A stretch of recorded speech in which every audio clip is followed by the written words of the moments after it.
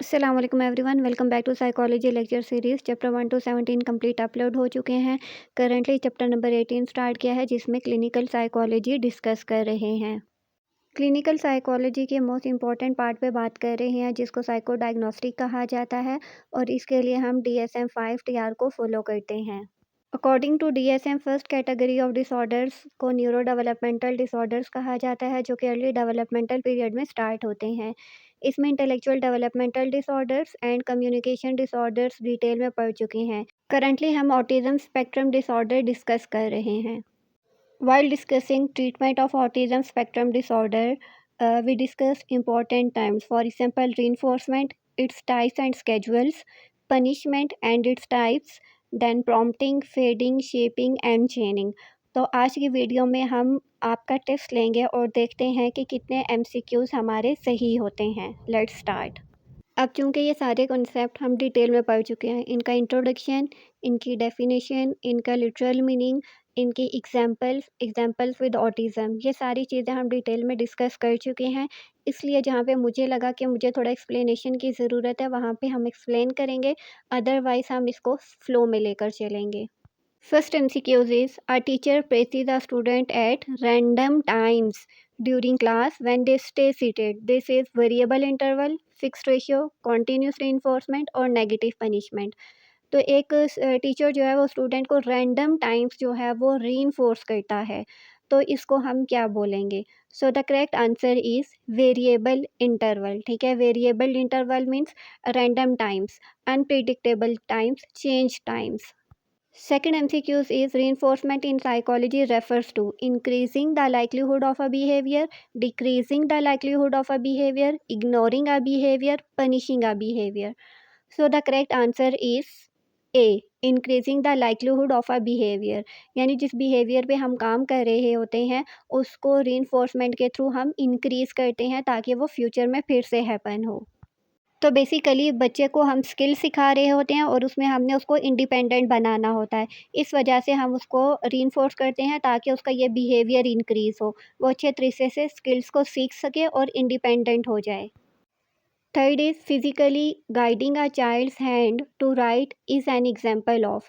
यानी जब बच्चे को हम काम करवा रहे होते हैं तो फिज़िकल हम उसको गाइड करते हैं, यानी अपने हाथ से उसका हाथ पकड़ के जब हम उसको राइटिंग करवा रहे होते हैं तो उसको हम क्या कहते हैं? Gestural prompting, physical prompting, modelling और verbal prompting. So the correct answer is B, physical prompting. Number 4, which schedule is most resistance to extinction? A, continuous reinforcement, B, fixed ratio, C, variable ratio, D, fixed interval. So the correct answer is variable ratio. Fifth statement is teaching a child to ride a bike by first praising, balancing, then pedaling, then full riding is an example of shaping, chaining, fading और modeling। Statement का मतलब ये है कि हम बच्चे को praise करते हैं जब हम उसको सिखाते हैं बैलेंसिंग, फिर हम उसको प्रेज़ करते हैं जब हम उसको पैडलिंग सिखाते हैं, फिर हम उसको प्रेज़ करते हैं जब हम उसको फुल राइडिंग करवाते हैं। तो ये किसकी एग्ज़ाम्पल होगी?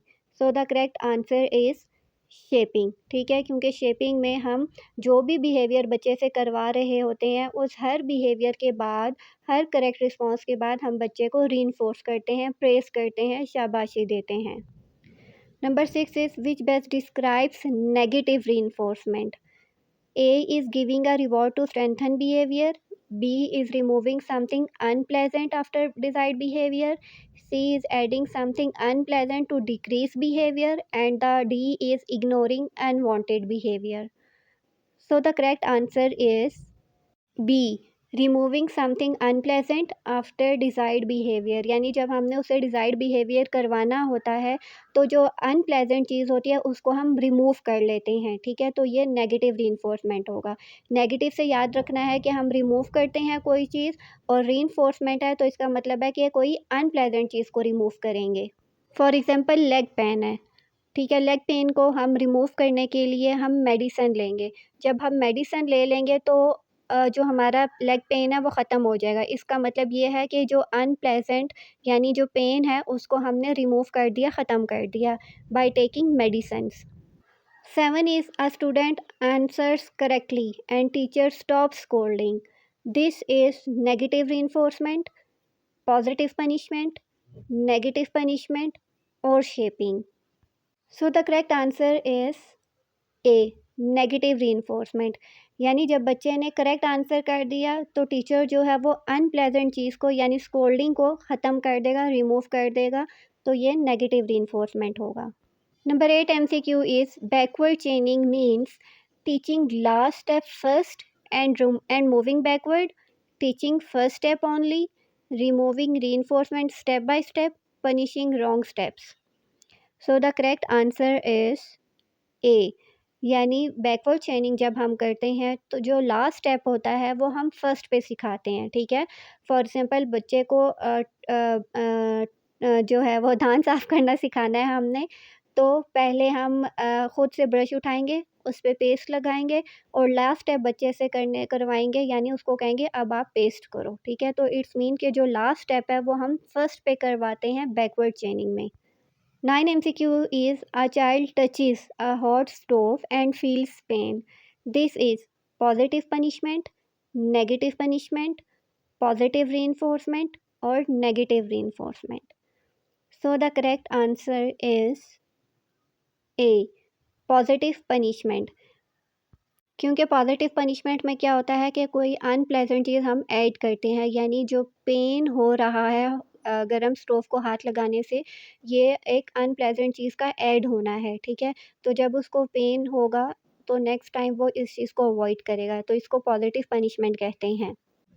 10 is reinforcement after every 10 minutes if behaviour occurs is, ठीक है। अब फिक्स टाइम है तो ये क्या होगा, fix ratio, variable ratio, fixed interval और वेरिएबल इंटरवल। टाइम है और वो फिक्स्ड है, तो करेक्ट आंसर इज़ सी, यानी fixed interval, fixed time, every after 10 minutes. तो मीन्स हर 10 मिनट के बाद हम बच्चे को रीइंफोर्समेंट करेंगे ताकि बच्चे का डिज़ायर्ड बिहेवियर हम उससे करवा सकें, तो इसको हम फिक्स्ड इंटरवल कहते हैं। 11 is prompting in ABA refers to teaching by giving hints or assistance, punishing behavior, removing reinforcement, ignoring errors. So the correct answer is A, teaching by giving hints और असिस्टेंस। यानी बच्चे से कोई भी task करवाना है, वो नहीं कर पा रहा, उसके लिए मुश्किल हो रहा है, तो उसके अकॉर्डिंग आपको उसको हिंट्स, असिस्टेंस, क्यू या हेल्प प्रोवाइड करेंगे। फॉर एग्ज़ाम्पल अगर बच्चे से कोई काम करवाना है, हाथों से राइटिंग करवानी है, वो नहीं लिख पा रहा, तो वहाँ पे आप उसको वर्बल प्रॉम्प्ट दोगे, ठीक है। फिर एक और एग्ज़ाम्पल में अगर उससे कोई काम नहीं हो रहा या वो करने की कोशिश कर रहा है लेकिन उसको समझ नहीं आ रही, तो वहाँ पे आप उसको मॉडल करके दिखाते हो, ठीक है। आप वो टास्क परफॉर्म करोगे, बच्चा आपको इमिटेट करेगा, कॉपी करेगा और फिर उसको परफॉर्म करेगा, तो इसको मॉडल प्रॉम्प्टिंग कहते हैं। अगेन प्रॉम्प्टिंग और उसकी टाइप्स पे भी हम डिटेल वीडियो बना चुके हैं, जो कि आप DSM लेक्चर सीरीज़ में चेक कर सकते हो। 12 MCQs is taking away TV time for not completing homework is positive punishment, negative punishment, negative reinforcement, or positive reinforcement. So the correct answer is negative punishment. तो negative punishment क्या होता है कि कोई भी प्लेजेंट चीज़ जो होती है हम उसको रिमूव कर लेते हैं, ठीक है। जैसे बच्चे को टीवी देखना पसंद है लेकिन वो होमवर्क नहीं कर रहा, तो हम उससे प्लेजेंट चीज़ ले लेंगे, यानी टीवी टाइम उसका उससे ले लेंगे, तो एज अ रिज़ल्ट टीवी देखने के लिए वो पहले होमवर्क कंप्लीट करेगा ताकि उसको टीवी देखने का टाइम दिया जाए, तो इसको हम नेगेटिव पनिशमेंट कहते हैं। 13 MCQ is a student studies hard to avoid failing grades. This is an example of negative reinforcement, positive punishment, positive reinforcement, or extinction. So the correct answer is negative reinforcement. तो negative reinforcement में हम कोई unpleasant चीज़ जो होती है उसको remove करते हैं, यानी एग्ज़ाम में फ़ेल होना जो है वो अच्छी बात नहीं है, तो इस वजह से स्टूडेंट जो है वो ज़्यादा पढ़ता है ताकि वो फ़ेल ना हो, तो इट्स मीन कि कोई अनप्लेजेंट चीज़ को हम रिमूव कर रहे हैं। 14 is which chaining method involves teaching the entire skill with prompts, कि कोई भी स्किल्स जो होती है हम उसको पूरा प्रॉम्प्ट के साथ सिखाते हैं, ठीक है, as a whole. For example forward chaining, backward chaining, total task chaining और fading chaining. So the correct answer is C, total task chaining. इसमें जितना भी आप टास्क उससे करवा रहे होते हो वो सारा प्रॉम्प्ट से करवाते हो, ठीक है। वो फिजिकल प्रॉम्प्ट भी हो सकता है, जेस्टरल भी हो सकता है, वर्बल भी हो सकता है, विजुअल भी हो सकता है, डिपेंडिंग ऑन द सिचुएशन। तो टोटल टास्क चेनिंग टेक्निक हम तब अप्लाई करते हैं जब हम बच्चे को कोई न्यू स्किल सिखा रहे होते हैं या बच्चे का बहुत ही बेसिक लेवल होता है और उसको किसी चीज़ का कोई आइडिया नहीं होता। तो वहाँ पे हम उसको हर स्टेप पे प्रॉम्प्ट प्रोवाइड करते हैं ताकि वो एग्रेसिव ना हो, टेंट्रम शो ना करे और थेरेपी में उसका इंटरेस्ट जो है वो मेंटेन रहे। 15 is a teacher ignores winning but gives attention when child asks politely. This is differential reinforcement, positive punishment, negative reinforcement or extinction. So the correct answer is differential reinforcement. अब differential reinforcement के बारे में हमने नहीं पढ़ा, ठीक है। तो डिफरेंशियल रीइंफोर्समेंट का मतलब ये है कि अनडिज़ायर्ड या नेगेटिव बिहेवियर को इग्नोर करना और जो पॉजिटिव बिहेवियर होता है उसको अटेंशन देना। और जब बच्चा पॉजिटिव रिस्पॉन्स करेगा तब आपने उसको रीइंफोर्स करना है। जब वो नेगेटिव बिहेवियर परफॉर्म करेगा तब आपने उसको रीइंफोर्स नहीं करना, बल्कि उस बिहेवियर पे आपने रिस्पॉन्स नहीं करना। एज़ अ रिज़ल्ट बच्चा ये लर्न करेगा कि जब भी वो पॉजिटिव बिहेवियर परफॉर्म करेगा तो उसकी रिक्वेस्ट को एक्सेप्ट किया जाएगा, और अगर वो नेगेटिव बिहेवियर परफॉर्म करेगा तो उसकी बात नहीं सुनी जाएगी। तो एक ही टाइम पे नेगेटिव बिहेवियर को इग्नोर करना और पॉजिटिव बिहेवियर को प्रेस करना डिफरेंशियल रीइंफोर्समेंट कहलाता है। 16 is teaching hand washing by reinforcing first, turning on tap, then wetting hands, then applying soap is an example of shaping, chaining, prompting, fading. So the correct answer is B, chaining, ठीक है। अब आपने statement पे गौर करना है, shaping और चेनिंग को mix करके एमसीक्यूज़ गलत नहीं करना, ठीक है। अब यहाँ पे उसने क्या बोला है कि टीचिंग हैंड वॉशिंग, ठीक है, कि आपने उसको हैंड वॉशिंग सिखाना है बाय रीइंफोर्सिंग। फर्स्ट पे टैप को ऑन करना है, फिर हैंड्स को वेट करना है, देन हैंड्स को वॉश करना है। तो इट्स मीन जो ये हैंड वॉशिंग वाला बिहेवियर है एक कम्प्लेक्स टास्क था, इसको आपने स्मॉल टास्क में, स्मॉल स्टेप्स में डिवाइड किया है, एक सीक्वेंस में डिवाइड किया है, एक ऑर्डर में डिवाइड किया है, फिर आप बच्चे से ये बिहेवियर करवा रहे हैं। इसलिए इसको हम कहेंगे कि ये चेनिंग है, जिसमें हम कम्प्लेक्स टास्क को स्मॉल टास्क में डिवाइड करते हैं। तो इस स्टेटमेंट में आपने हैंड वॉशिंग पे फोकस करके फिर आगे चलना है। इस तरह से आपका कंसेप्ट भी क्लियर होगा और आपका एमसीक्यूज़ भी गलत नहीं होगा।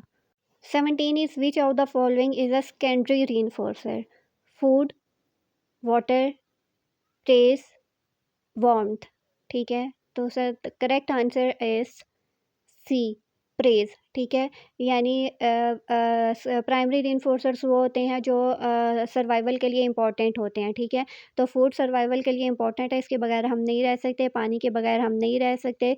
वार्मथ यानी अगर बहुत ज़्यादा सर्दी है तो हमें गर्म होने की ज़रूरत होती है, ठीक है, उसके बगैर हम नहीं रह सकते, ठीक है। तो प्रेस जो है उसके बगैर हम फिर भी रह सकते हैं। तो इट्स मीन कि प्रेस जो है वो सेकेंडरी रीइंफोर्सर है।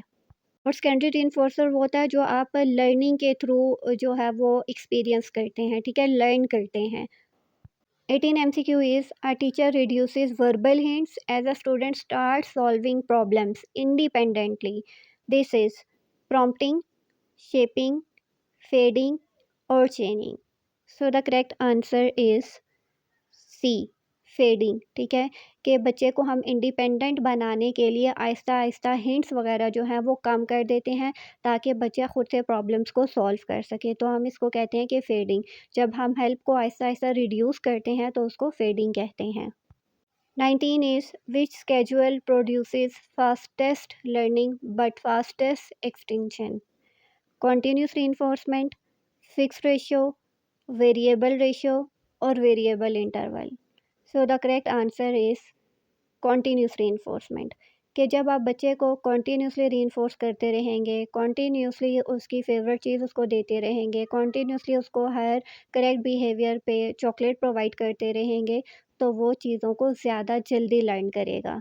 बट फास्टेस्ट एक्सटेंशन, यानी जब हम उसको कॉन्टिन्यूसली रीइंफोर्समेंट करते जा रहे हैं हर करेक्ट रिस्पॉन्स पे, अचानक से हम रीइंफोर्समेंट रोक देंगे, तो क्या होगा? बच्चा एग्रेसिव हो जाएगा क्योंकि उसको रीइंफोर्स नहीं किया जा रहा। तो इट्स मीन कि फास्टेस्ट एक्सटेंशन भी होगी कि उसका बिहेवियर भी जो है वो करेक्ट रिस्पॉन्स कर रहा था, वो भी जल्दी डिक्रीज़ हो जाएगा। तो इसीलिए फ़ौरन से हम रीइंफोर्समेंट को स्टॉप नहीं करते, बल्कि हम स्लोली एंड ग्रेजुअली इस प्रोसेस को लेकर चलते हैं। 20 MCQ is showing a child how to wash hands before asking them to do it is physical prompting, verbal prompting, modeling prompting or feeding. So the correct answer is C, यानी modelling prompting. बच्चे को आप खुद से हाथ धोना सिखाओगे, मतलब आप करके दिखाओगे उसको, वो आपको इमिटेट करेगा, कॉपी करेगा। तो इट्स मीन आपने उसको मॉडल करके दिखाया, मॉडलिंग प्रॉम्प्ट दिया और उसने आपको कॉपी करके फिर बिहेवियर को परफॉर्म किया। ऑटिज़म से रिलेटेड अब आपका कोई भी सवाल हो कमेंट्स में पूछ सकते हैं। See you in the next video. Till then take care. अल्लाह हाफिज़।